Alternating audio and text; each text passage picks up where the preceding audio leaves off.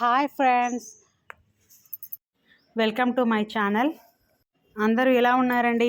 బాగున్నారా? నేనైతే చాలా బాగున్నానండి. అందరికీ సంక్రాంతి శుభాకాంక్షలండి.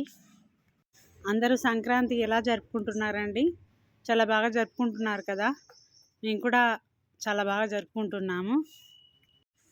కానీ ప్రతి సంవత్సరము పిండి వంటలు ఒక వారం రోజుల ముందే చేసేదాన్ని. కాకపోతే ఈ ఇయర్ చేయలేదు, ఈరోజు చెయ్యాలి. ఈ మధ్య ఒక 6 days నేను హైదరాబాద్కి వెళ్ళాల్సి వచ్చింది. వెళ్ళి వచ్చాము, అందుకే పిండి వంటలు చేయడం లేట్ అయింది. సంక్రాంతి అంటేనే ముందుగా తెలుసుకోవాల్సింది రైతులు పండించిన పంట కోతకొచ్చి కొత్త ధాన్యం ఇంటికి వస్తుంది. పంట ఇంటికి వచ్చిన తర్వాత స్టార్ట్ అయ్యే మొదటి పండుగ సంక్రాంతి. అందుకే కొత్త ధాన్యంతో పొంగల్ చేస్తారు.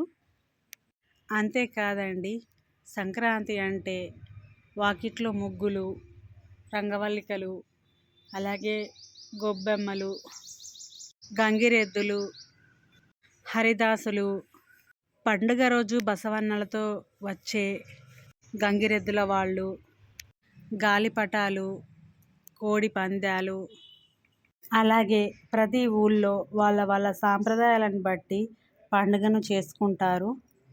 ఆడవారికైతే ముగ్గులు, పిండి వంటలు, ఇలా చాలా పనులు ఉంటాయండి.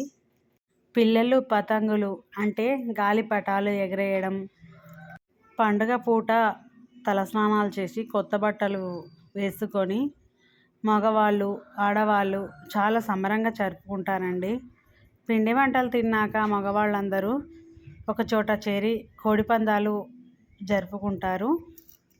ఇలా ప్రతి ఊర్లో వాళ్ళ పూర్వీకులు ఎలాగైతే పండుగలు జరుపుకుంటున్నారో అదే సాంప్రదాయము ఇప్పటి తరం కూడా ఫాలో అవుతుంది. అలాగే మనకు వచ్చే తరాలు కూడా అన్ని సాంప్రదాయాలు మర్చిపోకుండా పండుగలైనా పూజలైనా జరుపుకోవాలని ఆశిస్తున్నాను. మరొకసారి అందరికీ హ్యాపీ సంక్రాంతి అండి. మా ముగ్గు ఎలా ఉందండి? నచ్చిందా మీకు? నచ్చితే ఒక లైక్ చేయండి ఫ్రెండ్స్. ఇంకా చాలామంది ఫ్రెండ్స్ని నా రాజాకాంత ఛానల్ని సబ్స్క్రైబ్ చేసుకోవాల్సిందిగా కోరుతున్నాను. అలాగే నేను చేసే షార్ట్స్కి, వీడియోస్ అన్నింటికీ లైక్ చేసి ఇంకా మిగతా ఫ్రెండ్స్కి షేర్ చేయాలని కోరుకుంటున్నాను. Thank you so much friends. అలాగే నా సబ్స్క్రైబర్స్ అందరికీ థ్యాంక్ యూ సో మచ్. అలాగే సంక్రాంతి శుభాకాంక్షలు అండి.